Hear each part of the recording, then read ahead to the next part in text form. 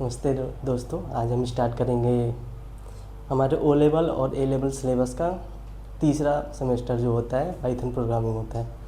ये हमारे O level exam के लिए बहुत ही महत्वपूर्ण होता है। ठीक है, ये हमारे ओ लेवल एग्ज़ाम का मॉड्यूल M3R5 होता है। ठीक है, ये किसके इंट्रोडक्शन टू पाइथन प्रोग्रामिंग, ये इसके यूजफुल किसके लिए, ओ लेवल के लिए और ए लेवल के लिए। ठीक है, पाइथन प्रोग्रामिंग को स्टार्ट करने से पहले इसमें कुछ टर्म्स एंड कंडीशन होते हैं जो हमें समझने की बहुत ही ज़रूरतें होती है। जैसे पहला क्या होता है, एल्गोरिदम।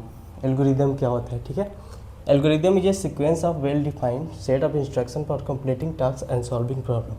इसका मतलब ये होता है किसी भी प्रॉब्लम को सॉल्व करने के लिए जो हम इंस्ट्रक्शन का सेट होता है उस पर स्टेप बाय स्टेप जो कार्य करते हैं उसको एल्गोरिदम बोलते हैं। किसी भी प्रॉब्लम को सॉल्व करने के लिए स्टेप बाय स्टेप जो इंस्ट्रक्शन फॉलो करते हैं उसको एल्गोरिदम बोला जाता है। ठीक है, अगला क्या आता है, राइटिंग एल्गोरिदम।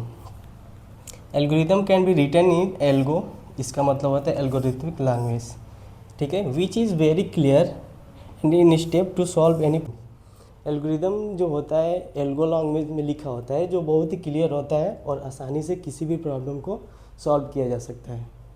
अगला पॉइंट आता है, जैसे एग्जांपल के तौर पे इसको समझते हैं, algorithm to create Maggi noodles, यानी मैगी नूडल्स को क्रिएट करने के लिए इसके भी कुछ क्या होते हैं, स्टेप्स होते हैं, उसको चेक करते हैं। सबसे पहले स्टेप फर्स्ट में क्या होता है, स्टार्ट, यानी हमें मैगी तैयार करना है तो सबसे पहले हमें उसको स्टार्ट करना पड़ेगा। Second step, take pan with water. ठीक है, अगर हमें मैगी बनाना है तो हमें सबसे पहले क्या लेना पड़ेगा, पैन लेना पड़ेगा और वाटर लेना पड़ेगा। स्टेप 3 में पुट पैन ऑन बर्नर, यानी जो भी पैन होगा जिस पे हम मैगी बनाएंगे उसको हम चूल्हे पे रखेंगे। ठीक है, स्टेप 4 में क्या होगा,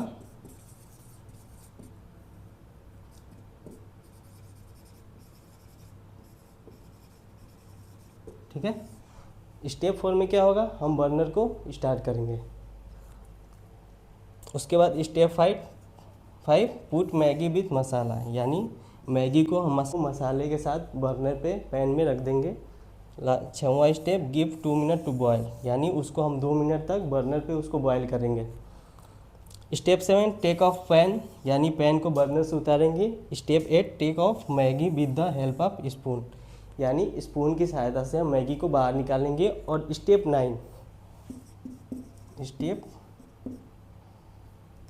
9 क्या होगा, हम स्पून की सहायता से किसी थाली में सर्व करके दे देंगे। यानी ये जो होता है किसी भी प्रोग्रामिंग को, मेरे कहने का मतलब ये था किसी भी प्रोग्रामिंग को सॉल्व करने के लिए कुछ स्टेप्स होते हैं। इसी जैसे हमें अभी हमने क्या सीखा, एल्गोरिदम क्या होता है मैगी क्रिएट करने के लिए। सबसे पहले स्टार्ट करेंगे, दूसरा take pan with water, pan को वाटर के साथ लेंगे।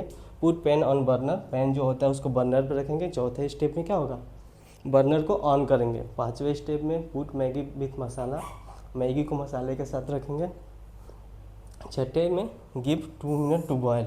तो ये क्या था, हमारे एल्गोरिदम था। हम समझ चुके हैं एल्गोरिदम क्या होता है। अब तक हमने क्या पढ़ा, एल्गोरिदम जो होता है सेट ऑफ इंस्ट्रक्शन, जो भी इंस्ट्रक्शन होते हैं उनके समूह होता है जो किसी प्रॉब्लम को सॉल्व करने में हमें मदद करता है। हमने एल्गोरिदम के बारे में पढ़ा। एल्गोरिदम क्या होता है, एल्गोरिदम जो होता है किसी भी प्रोग्राम को सॉल्व करने के लिए जो हम स्टेप बाय स्टेप इंस्ट्रक्शन को फॉलो करते हैं उसी को एल्गोरिदम कहा जाता है। ठीक है, अब हम पढ़ेंगे एडवांटेज ऑफ एल्गोरिदम, यानी एल्गोरिदम के क्या लाभ होते हैं। सबसे पहला, it is easy to understand, यानी यह समझने में आसान। मैंने आपको बताया एल्गोरिदम का मतलब क्या होता है, ये किसी भी प्रोग्राम को सॉल्व करने के लिए जो स्टेप बाय स्टेप इंस्ट्रक्शंस को फॉलो करते हैं उसको एल्गोरिदम बोला जाता है।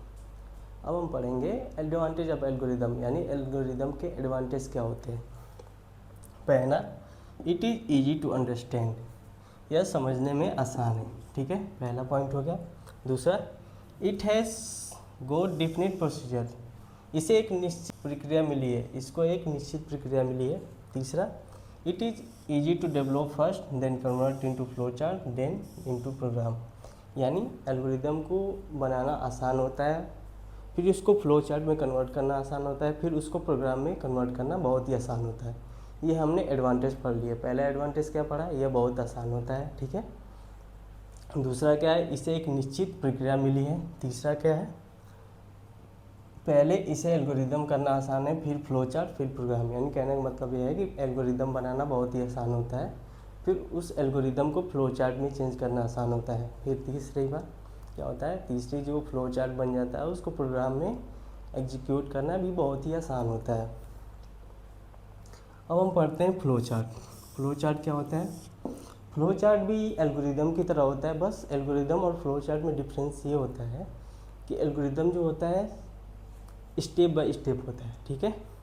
फ्लो चार्ट में भी स्टेप बाय स्टेप होता है, लेकिन इसमें अलग अलग प्रकार के सिम्बल्स का यूज़ किया जाता है।